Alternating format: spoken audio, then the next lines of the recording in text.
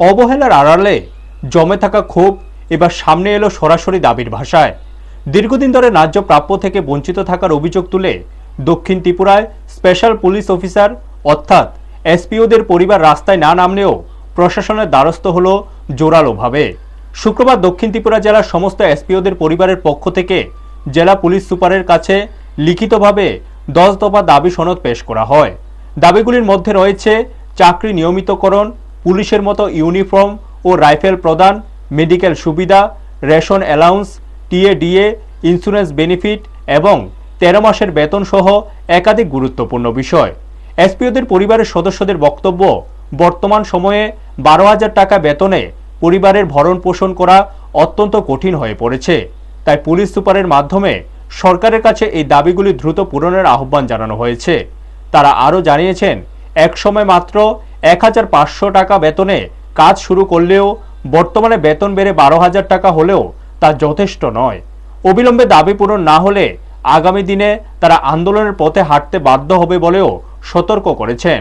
এখন দেখার বিষয় প্রশাসন এই দাবিগুলিকে কতটা গুরুত্ব দিয়ে বিবেচনা করে এবং এসপিওদের দীর্ঘদিনের সমস্যার সমাধানে কি পদক্ষেপ গ্রহণ করে।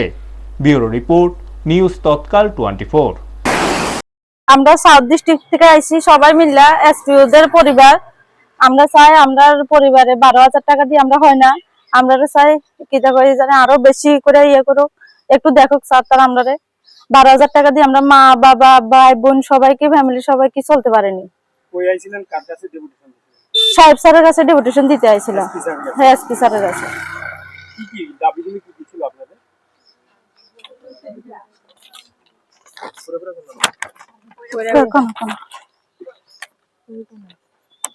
আমরা আরক্ষা দপ্তরের অধীনে নিয়মিত কর্মচারীদের পরিবারের পক্ষ থেকে নিম্নলিখিত 10 দফা দাবি এবং সমূহ অবলম্বনে পূরণের জন্য দাবি জানাচ্ছি। এসপিও দের চাকরি নিয়মিতকরণের করতে হবে। পুলিশের ন্যায্য এসপিওদের এনপিএস স্কিম চালু করতে হবে। চাকরিরত অবস্থায় কোনো এসপিও মারা গেলে সম্পূর্ণ বেনিফিট দিতে হবে। পুলিশের ন্যায্য এসপিওদের ডেথ অ্যালাউন্স দিতে হবে।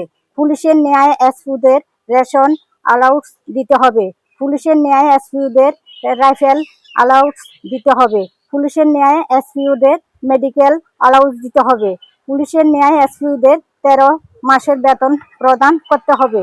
পুলিশের ন্যায় এসপিওদের ডিএ টিএ প্রদান করতে হবে। পুলিশের ন্যায় এসপিওদের ইন্স্যুরেন্স বেনিফিট দিতে হবে।